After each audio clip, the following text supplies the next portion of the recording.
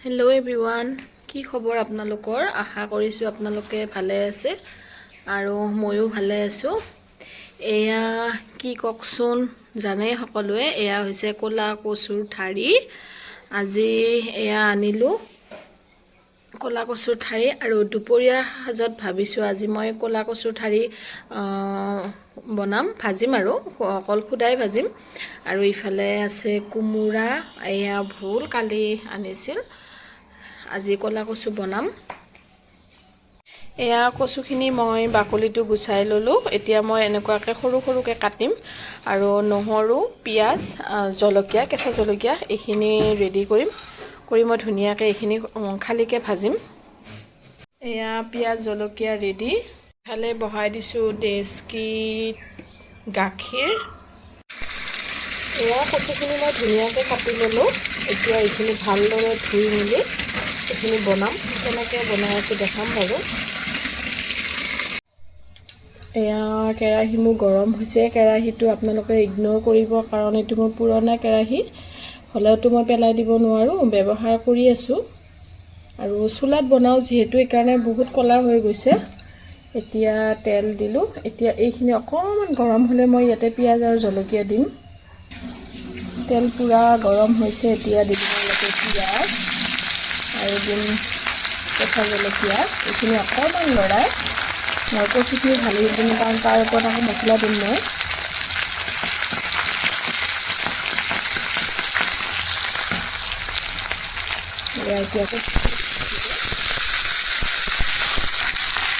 এতিয়া দিম ইয়াতে মই মছলা বুলি ক'লে বৰ বিশেষ নহয়। এয়া নিমখ দিছোঁ, আৰু অকণমান হালধি গুড়ি, আৰু অকণমান দিম জিৰা গুড়ি। এইখিনি এতিয়া ধুনীয়াকৈ লৰাই দিম, আৰু অকণমান পানীৰে মই মজাম, মই দেখাই আছোঁ আপোনালোকক। এয়া কচুখিনি ধুনীয়াকৈ সিজিবলৈ ধৰিছে, আৰু অকণমান মই এতিয়ালৈকে অৱশ্যে পানী দিয়া নাই, অলপ পানী দিয়ে মজাম, আৰু ধুনীয়াকৈ সিজিব ধৰিছে।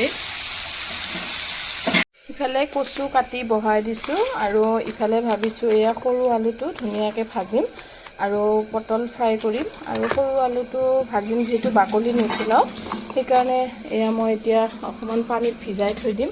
ভিজাই থ'লে গোটেই মাটিবোৰ ধূলিবোৰ গুচি যায়, সেইকাৰণে অকণমান টাইমৰ কাৰণে। আৰু এয়া পটল ফ্ৰাই কৰিম আজি, আৰু সৰু মাছ আছে, সৰু মাছখিনি ফ্ৰাই কৰিম। আজি দুপৰীয়া সাজ নিৰামিষেৰে বনাম বুলি ভাবিছোঁ। নিৰামিষ বুলি নহ'ব, কাৰণ মাছ থাকিব যিহেতু, সৰু মাছখিনি মই ফ্ৰাই কৰিম। এয়া কচু তৰকাৰী হ'বগৈ হৈছে, আৰু এই চকল কি জানানে, আম হয়। আৰু এই আমখিনি মই এতিয়া ধুনীয়াকৈ ইয়াতে মেচিনটোৰে মই ধুনীয়াকৈ সৰু সৰুকৈ দিম, মানে অকণমান টেঙা হ'লে খাই ভাল লাগে। বেছিকৈ নিদিওঁ, এইখিনিয়ে দিছোঁ। এতিয়া মই কচু আমখিনিও সিজি যাব, আৰু মোৰ তৰকাৰীও হৈ যাব।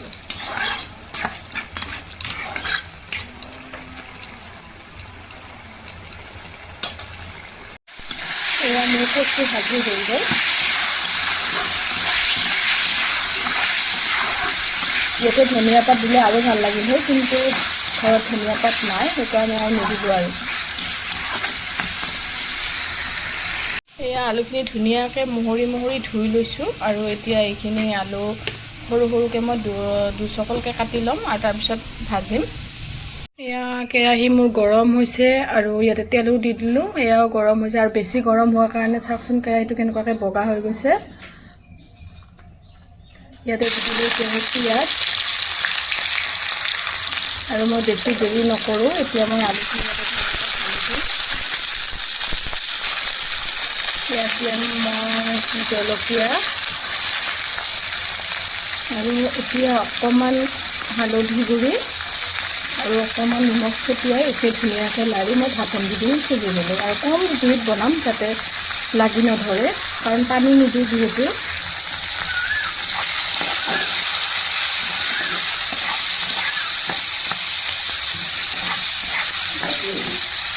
এয়া পটলখিনি অকণমান ৰুকি মই ধুনীয়াকৈ কাটি ল'লোঁ। এতিয়া এইখিনি ধুম, আৰু হালধি নিমখ সানি এইখিনি মই ফ্ৰাই কৰিম।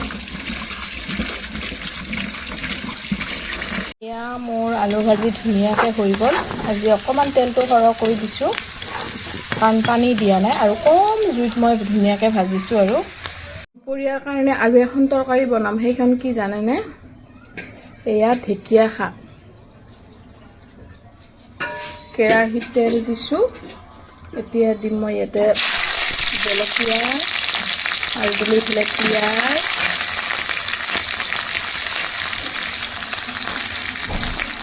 আৰু এতিয়া দিম মই শাকখিনি, আৰু ইয়াতে বিশেষ একো নিদিওঁ, অকণমান খালি নিমখ দি দিম।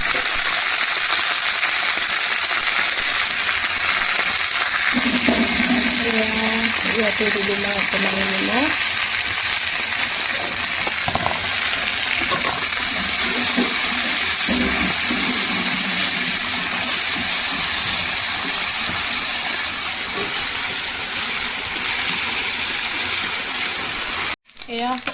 এয়া সৰু মাছ ভাজিলোঁ, এইখিনিও হৈয়ে গ'ল প্ৰায়, অকণমান হ'ব বাকী আছে। এয়া দুপৰীয়া সাজৰ কাৰণে ভাত ৰেডি। এয়া সৰু বাবু, তুমি ভাত খোৱা। সিও মোবাইল লৈ আছে দেখিছেনে? বিচনাত নাখাবা দেই।